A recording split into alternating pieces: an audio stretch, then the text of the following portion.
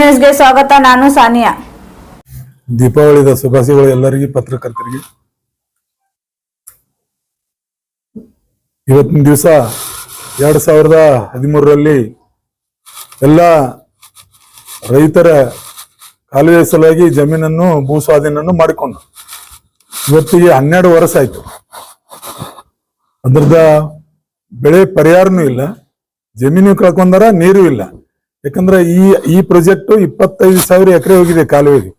ಅದು ಪ್ರಾಜೆಕ್ಟ್ 524 ಮುಳುಗಡೆ FRL ಆದ ಬಳಿಕ ಮಾಡಬೇಕಾಗಿತ್ತು.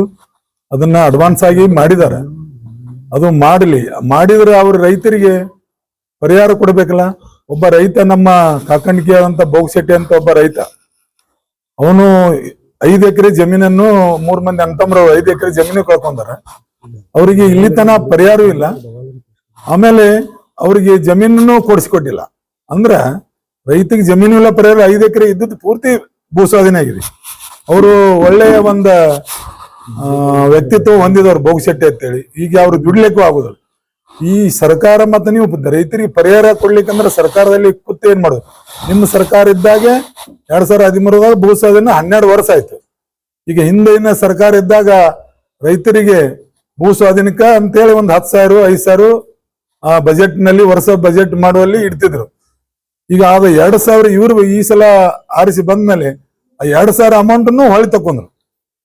ರೈತರಿಗೆ ಪರಿಹಾರ ಕೋರ್ಟದಲ್ಲಿ ರೈತರು ಒಂದು 25,000 ಕೇಸುಗಳನ್ನು ರೈತರು ಕೋರ್ಟ್ನಲ್ಲಿ ಕೇಸ್ ಫೈಲ್ ಮಾಡಿದ್ರೆ ಇತ್ಯರ್ಥ ಆದಂತ ಕೇಸು 7,000 ಕೇಸು. 7,000 ಕೇಸನ್ನು ಉಚ್ಚ ನ್ಯಾಯಾಲಯದಲ್ಲಿ ಇನ್ನ ಪೆಂಡಿಂಗ್ ಇದ್ದಾವ.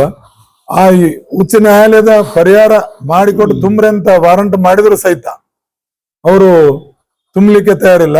ಮತ್ತು GM ಗಾಡಿನ ಜಪ್ತ ರಗಡು ಸಾಕಷ್ಟು ಸಲ ನಾವು GM ಆದಂತ ಭೂ ಸ್ವಾಧೀನ ತುಂಬುವಂತ GM ಗಾಡಿನೂ ಸಹಿತ ತಂದ 8 ದಿವಸ ಕೋರ್ಟ್ನಲ್ಲಿ ನಿಂದ್ರಿಸಿದ್ರು ಸಹಿತ ಬರೀ ಒಂದು 50 ಲಕ್ಷಕ್ಕೆ ಆ ಕೋರ್ಟಿಗೆ ಹೋಗಿ ಸ್ಟೇ ತಗೊಂಬಂದ್ರು. ತಂದ ಕೇಸಿಂದ ಅವನು ಗಾಡಿ ಬಿಡಿಸೋದು ಹೋದ್ರೆ ಅದು ಪರಿಹಾರ ತುಂಬಿಲ್ಲ. ಹೀಗೆ ಹಲವಾರು ಪ್ರಕರಣಗಳು ಇತ್ಯರ್ಥ ಆಗಿದಾವ. ಇನ್ನೂ 8,000 ಕೇಸ್ ಇನ್ನ ಬಿಜಾಪುರದಲ್ಲಿ ಪೆಂಡಿಂಗ್ ಇದ್ದಾವ. ಅಂದ್ರೆ ಕೋರ್ಟದಲ್ಲಿ ಆದೇಶವಾದಂತ ಪ್ರಕರಣಗಳಿಗೆ ನೀವು ತುಂಬುದಿಲ್ಲ ಅಂದ್ರ ಎಷ್ಟ ಅವ್ರದ್ದು ಸರ್ಕಾರಕ್ಕೆ ನಾವ್, ಯಾಕಂದ್ರೆ ಎಷ್ಟು ಚರ್ಮ ದಿಪ್ಪತ್ತಾರಲ್ಲ ಹಂಗ ಆ ರೀತಿ ಸರ್ಕಾರ ಕಣ್ಣು ಮುಚ್ಕೊಂಡು ಕೂತೈತೆ ಅಂತ ಹೇಳ್ತೀನಿ. ಯಾಕಂದ್ರೆ ರೈತ ಒಬ್ಬ ರಾಜ್ಯದ ದೇಶದ ಬೆನ್ನೆಲುಬಂತ ತಾವೇ ಭಾಷಣದಲ್ಲಿ ಹೇಳ್ತಾರ. ಆ ರೈತಗ ಒಂದನೇದ್ದು ಹೇಳಿದಂಗ ನೀರು ಇಲ್ಲ, ಜಮೀನು ಕಳ್ಕೊಂಡನ, ಪರಿಹಾರವೂ ಇಲ್ಲ. ಅಂದ್ರ ಈಗ ನೀವು ಸರ್ಕಾರದಲ್ಲಿ ಕೂತು ನೀವೇನ್ ಮಾಡ್ತೀರಿ? ಈ ರೈತರಿಗೆ ಎಲ್ಲಾ ಮಾಡುದ ರೈತರ ಸಲುವಾಗಿ ಅಂತ ಹೇಳ್ತೀರಿ. ಓಟ್ ತಗೊಳಾಗ ರೈತರು ನಾವು ಬೆನ್ನೆಲುಬು, ರೈತರಿಗೆ ಇಷ್ಟೆಲ್ಲಾ ಪರಿಹಾರ ಕೊಟ್ಟಿವಿ ಅಂತ ಹೇಳ್ತೀರಿ. ಇದೆಲ್ಲಾ ಹೇಳಿದ್ರು ಸಹಿತ ನೀವು ರೈತರಿಗೆ ಅನ್ಯಾಯ ಮಾಡಲಾಗ್ತಿದ್ರಿ. ಇವತ್ತಿಗೆ 2.5 ವರ್ಷ ಆಯ್ತು ನೀವು ಆರಿಸಿ ಬಂದ. ಈ ಸರ್ಕಾರ ಇದ್ದಾಗ 1 ರೂಪಾಯಿನೂ ರೈತರಿಗೆ ಕೂಡ ಭೂ ಸ್ವಾಧೀನ ಜಮೀನುಗಳಿಗೆ ರೊಕ್ಕ ಬಂದಿಲ್ಲ. ಮೊನ್ನೆ ಒಂದು ಬಜೆಟ್ ಮಾಡಿದ್ರು. ಯಾರು? ನಮ್ಮ ಉಪಮುಖ್ಯಮಂತ್ರಿಗಳು ಮತ್ತು CM ಮುಖ್ಯಮಂತ್ರಿ ಆದಂತವ್ರು ಮತ್ತು ಇಲ್ಲಿ ಇದ್ದಂತ ಸಚಿವರುಗಳು ಎಲ್ಲರೂ ಕೂಡಿ ಒಂದು ಏನ್ ಬಜೆಟ್ ಮಾಡಿದಾರಪ್ಪ ಅಂದ್ರ, ಕಾಲುವೆಗಳಿಗೆ 25 ಲಕ್ಷ, ನೀರಾವರಿ ಇದ್ದಕ್ಕ 30 ಲಕ್ಷ, ಒಣಬೇಸಾಯಿಗೆ 25 ಲಕ್ಷ. ಅದೇ ಅಲ್ಲಿ FRL 524 ಜಮೀನುಗಳು ಹೋಗುವಂತದ್ರಲ್ಲಿ 30 ಲಕ್ಷ ಒಣಬೇಸಾಯಿಗೆ, 40 ಲಕ್ಷ ನೀರಾವರಿಗೆ ಅಂತ ಘೋಷಣೆ ಮಾಡಿದ್ರು. ಘೋಷಣೆ ಮಾಡಿ ಇವತ್ತಿಗೆ 3 ತಿಂಗಳಾಯ್ತು. ಆದ್ರ ಜಮೀನು ಇರುವುದು ಎಲ್ಲ ಕಡೆ ಒಂದೇ ಜಮೀನುಗಳಲ್ಲ. ಈಗ ತಾರತಮ್ಯ ಯಾಕೆ? ನೀವು ಅಲ್ಲಿ 40 ಲಕ್ಷ ಕೊಡುದು, ಇಲ್ಲಿ 30 ಲಕ್ಷ ಕೊಡುದು. ಅದೇ ರೈತ, ಅದೇ ಜಮೀನ, ಅದೇ ಇರುವುದರಿಂದ ನೀವು ಎಲ್ಲರಿಗೆ ಈಕ್ವಲ್ ಪರಿಹಾರ ಕೊಡ್ಬೇಕಲ್ಲ. ಈಗ ಯಾವುದೇ ಜಮೀನುಗಳ ಅಲ್ಲಿ ನೀರಾವರಿ ಇದ್ದು ಅಂದ್ರೆ ನೀರಾವರಿಗೆ ಅಷ್ಟೇ ಕೊಡ್ಬೇಕು, ಇದಕ್ಕೂ ಅಷ್ಟೇ ಕೊಡ್ಬೇಕು.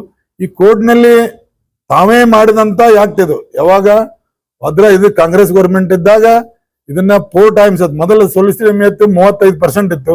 ಈಗ 100% ಅಂತ ಮಾಡಿದಂತ ಇದ್ರಾಗ ಒಂದು ಮಿನಿಮಮ್ 7.5 ಲಕ್ಷ 8 ಲಕ್ಷ ಕೋರ್ಟ್ನಲ್ಲಿ ಆಯ್ತು ಅಂದ್ರೆ ಅದರ 4 ಟೈಮ್ಸ್ 30 ಲಕ್ಷ, ಇಲ್ಲಿ ತನ 50 ಲಕ್ಷ ರೂಪಾಯಿ. ಮತ್ತೀಗ 12 ವರ್ಷದ ಅದರ ಬಡ್ಡಿ ಯಾರು ಕೂಡ ಅದಕ್ಕೆ 80-90 ಲಕ್ಷ ಆಗ್ಯಾವ. ಇವರು ವಿಧಾನಸೌಧ ಕೂತ್ ಏನ್ ಹೇಳ್ತಾರ? ಇಲ್ಲ ಕೋಟಿಗಟ್ಲೆ ಆರ್ಡರ್ ಆಗ್ಯಾವ. ಕೋಟಿಗಟ್ಲೆ ಆರ್ಡರ್ ಆಗೇ ಇಲ್ಲ. ಯಾವಾಗಾದ್ರೂ ನ್ಯಾಯಾಲಯದಲ್ಲಿ 25ರಿಂದ 30 ಲಕ್ಷ ಆರ್ಡರ್ ಆದೇಶವಾಗಿದ್ದು 12 ವರ್ಷದ ಬಡ್ಡಿ. 12 ವರ್ಷದ ಬಡ್ಡಿ ಇಲ್ಲಿ ಏನಾಗಿದೆ, ಡಬಲ್ ಆಗಿ 70-80 ಲಕ್ಷ ರೂಪಾಯಿ ಎಕರೆ ಅಂತ ಇದು ಆಗಿದ್ದವು. ಅದನ್ನ ಒಂದು ಇಲ್ಲಿ ತನ 2 ಕೋಟಿ ಅದಾವ ನಮ್ಮ ಬಿಜಾಪುರ ಜಿಲ್ಲೆದಾಗ. LIC ಪರ್ಟಿಕ್ಯುಲರ್ ಆಗಿ ಅವು ಭೂ ಸ್ವಾಧೀನ ಕಾಲುವೆ ನಡೆಸಲಿಕ್ಕೆ 2 ಕೋಟಿ ಅದಾವ. ಒಂದು 3rd ಅಡಿಷನಲ್, ಒಂದು 1st ಅಡಿಷನಲ್. 1 ಕೋಟದಲ್ಲಿ 2,500 ಅಂದ್ರ ರಿಕವರಿ ಅಮೌಂಟ್ ಮಾಡ್ಲಿಕ್ಕೆ EPಗಳು ಪೆಂಡಿಂಗ್ ಇದಾವ, ಎಕ್ಸಿಕ್ಯೂಟಿವ್ ಪಿಟಿಷನ್. 1 ಕೋಟಿಯಲ್ಲಿ 3,000 ಕೇಸುಗಳು ಪೆಂಡಿಂಗ್ ಇದ್ದಾವ. ಈ ಕೇಸಿನ ಗಣನೆಗೆ ತೆಗೆದುಕೊಳ್ಳಲಾರದೆ ನಾವು ಮತ್ತೊಂದು 50 ಮಂದಿ ವಕೀಲರನ್ನು ನೇಮಿಸಿ ಈ ಸರ್ಕಾರ ಏನ್ ಮಾಡಿದೆ, ಉಚ್ಚ ನ್ಯಾಯಾಲಯಕ್ಕೆ ರಿಟ್ ಅನ್ನು ಅರ್ಜಿ ಹಾಕಿ ಅವ್ರು ರೊಕ್ಕ ಕೊಡಬಾರ್ದಂತೆ ಸ್ಟೇ ಮಾಡಿದಾರೆ. ಅಂದ್ರ ರೈತರನ್ನ ಪೂರಾ ಕೊಲ್ಯಾಪ್ಸ್ ಮಾಡಿಬಿಡುದು. ಅಂದ್ರೆ ಸಮಯ ಹರಣ ಮಾಡ್ಕೊತ ಹೋಗ್ಬಿಟ್ರೆ ನಮ್ ಗೌರ್ಮೆಂಟ್ ಮುಗಿತೈತಿ. ಮುಂದೆ ಯಾವ ಸರ್ಕಾರ ಬರುತ್ತೋ ಅವ್ರು ತುಂಬ್ತಾರ ಬಿಡ್ತಾರ ಗೊತ್ತಿಲ್ಲ ಅಂತೇಳಿ ಆ 50 ಮಂದಿ ವಕೀಲರಿಗೆ ಇಲ್ಲಿ ತನ 15ರಿಂದ 20 ಕೋಟಿ ಅವ್ರಿಗೆ ಫೀನು ಭರ್ನಾ ಮಾಡಿದ್ದಾರೆ.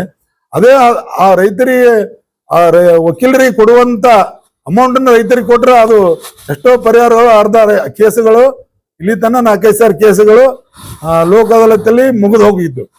ಆದ್ರೆ ಇವರು ಅದನ್ನ ಕೊಡ್ಲಾರ್ದೆ ಏನೋ ₹1 ಇವ್ರಿಗೆ ಕೊಡೋದ ಬೇಡ ಅಂತೇಳಿ ಹೆಚ್ಚಿನ ವಕೀಲರನ್ನ ನೇಮಕ ಮಾಡ್ಕೊಂಡ್ರ ಹೊರತು ರೈತರಿಗೆ ಬಹಳ ಘೋರ ಅನ್ಯಾಯ ಮಾಡಿದ್ದಾರೆ.